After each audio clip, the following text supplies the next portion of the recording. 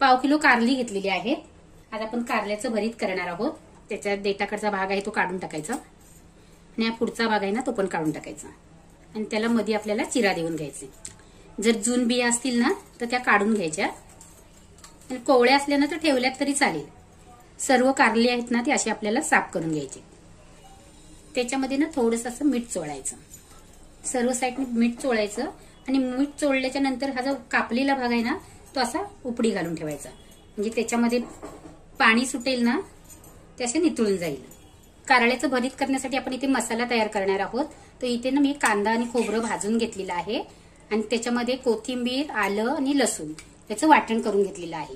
हे वाटण जशी तुमची कारळी असतील ना त्याप्रमाणे वाटण घ्यायचं आणि हा कांदा पोहे खायचा चमचा आहे ना त्या चमच्याच्या मापाने 2 चमचे आपण घरचा लाल मसाला घालायचा आहे। थोडीशी हळद घालायची, अर्धा चमचा धना जिरा पावडर आणि पाव चमचा घरचा गरम मसाला, 1-2 ते 3 पिंच हिंग, चवीप्रमाणे मीठ, अर्धा चमचा गुळाची पावडर, 2 चमचे भरून शेंगदाण्याचं कूट घालायचंय।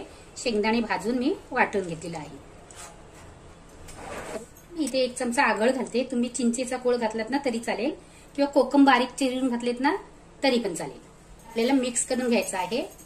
मी जेव्हा मसाला वाटला ना कांदा खोबरं भाजून त्याच्यामध्ये मी कोथिंबीर वाटलेली आहे, आलं लसूण पण वाटलेली आहे, तेव्हा आता मी याच्यामध्ये कोथिंबीर घालणार नाहीये। तुम्हाला पाहिजे तर तुम्ही घालू शकता। हा मसाला थोडासा टेस्ट करून बघायचं, मीठ पाहिजे का, तिखट पाहिजे का, पाहिजे असेल तर थोडंसं वाढवायचं। मीठ लावून ठेवलेली कारळी आहेत ना त्यांना आपल्याला स्वच्छ धुवून घ्यायचे, म्हणजे त्याचा कडूपणा आहे ना थोडासा कमी होतो। मसाला ना एकदा मिक्स करून घ्यायचा चांगला आणि कारल्यामध्ये भरून घ्यायचं।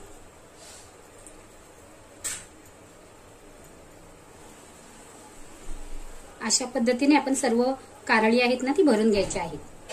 सर्व कारळी आहेत ना ती आपली भरून झालेली आहेत आणि हा जो उरलेला मसाला आहे ना त्याचा आपण पुढे वापर करणार आहोत। चाळणीमध्ये यांना ठेवून घ्यायची आणि चाळण बसेल ना असं भांड घ्यायचं, त्याच्यामध्ये 2 ग्लास पाणी गरम करायला ठेवायचं। पाण्याला उकळी आल्यावर ही कारळी आहेत ना ती वरती ठेवायची, त्याच्यावरती झाकण ठेवायचं आणि गॅसची फ्लेम लो टू मिडियम करून ह्यांना वाफवून घ्यायची। ही कारळी आहेत ना 10 मिनिटं मी वाफवून घेतलेली आहेत। गॅस बंद करायचा। कढई गरम झाली ना की त्याच्यामध्ये 1 चमचा तेल घालायचं, तेल चांगलं कडकडीत असं गरम करून घ्यायचं। त्याच्यामध्ये 5-6 पानं कढीपत्त्याची घालायची, ती बारीक करून घालायची। त्याच्यामध्ये हा मसाला घालायचा आणि मसाला आपल्याला चांगला परतून घ्यायचा। मसाला शिजण्यासाठी 1-2 चमचे पाणी घालायचं।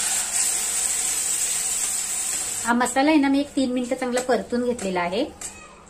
त्याच्यामध्ये ही कारळी घालायची, त्याच्यावरती झाकण ठेवायचं, नीटभर असं त्याला वाफवून घ्यायचं। एक वाफ आली ना की ह्यांना मिक्स करून घ्यायचं। बारीक गॅस करून ना ही कारळी आहेत ना मी ती चांगली तरसून घेतलेली आहेत। तुम्हाला जेवढी सुकी पाहिजेत ना तेवढी तुम्ही करू शकता। जेवढी सुकी करणार ना तेवढी ती कारळी जास्त दिवस चांगली राहते। त्याच्यामध्ये कोथिंबीर घालायची आणि 1-2 मिनिटं अजून याला परतून घ्यायचं। 2 मिनिटांनंतर गॅस बंद करायचा। गरमागरम भाकरीबरोबर खाण्यासाठी कारल्याचं भरीत तयार आहे। थँक्यू।